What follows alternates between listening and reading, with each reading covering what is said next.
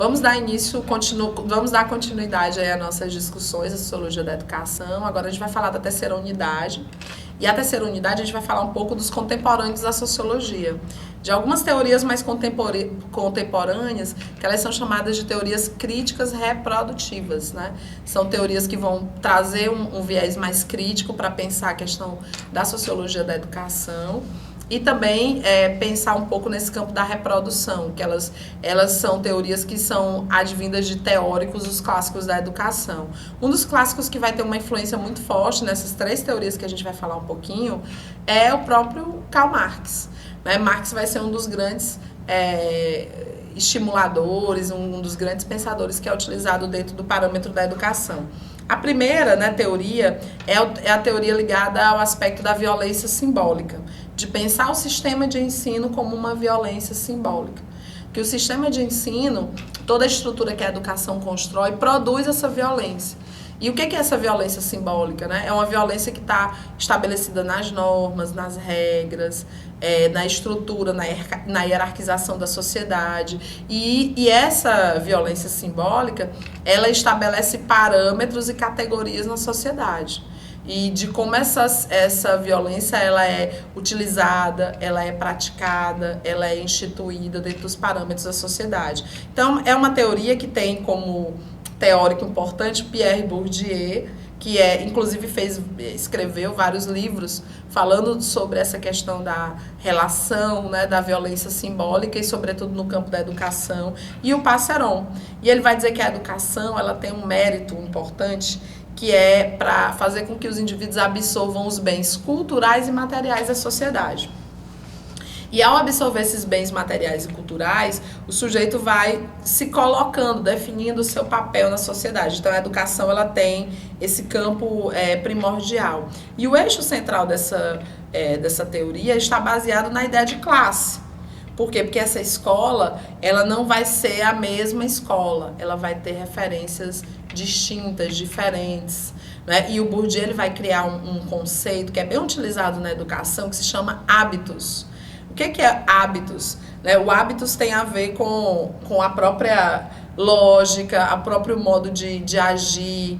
Né? O hábitos vem de hábito. Né? E esse hábito ele é construído dentro da estrutura da escola, que vai solidificar determinadas práticas, práticas culturais, modos de agir, que vão se solidificar. E esse hábitos termina, na visão do Bourdieu, termina solidificando essa relação de classe, fazendo com que essa relação de classe ela se torne mais evidente, e o modo como essa classe vai acessar os bens culturais e os bens materiais serão distintos. E aí ele vem com toda essa lógica que o próprio Marx traz, que é pensar a educação numa lógica mais voltada para a questão de classe social.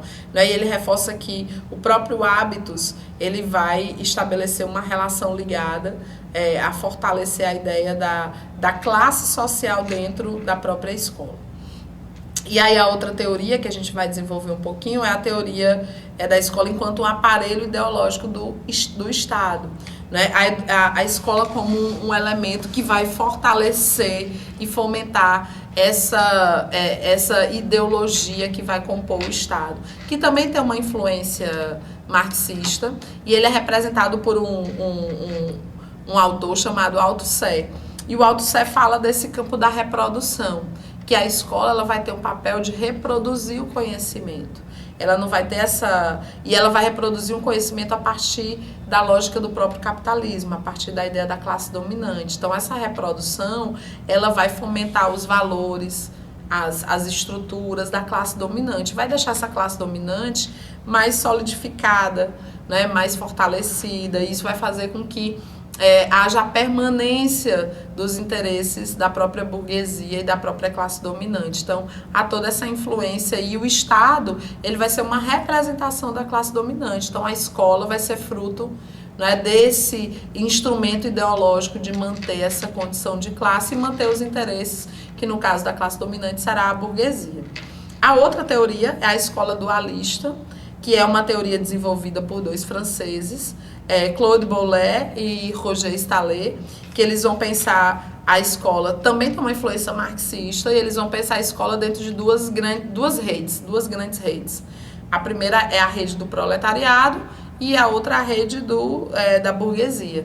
Então, você vai ter escolas que vão se diferenciar, que vão formar sujeitos a partir dessa condição de classe, dessa referência de classe. Eu vou até ler uma partezinha que eu trouxe do material de vocês e que está lá no slide, que depois vocês podem ter acesso, que ele vai dizer assim, ó, a escola tem o papel de reforçar e legitimar a marginalidade que é produzida socialmente, mas também de impedir o desenvolvimento da ideologia do proletariado e sua luta revolucionária.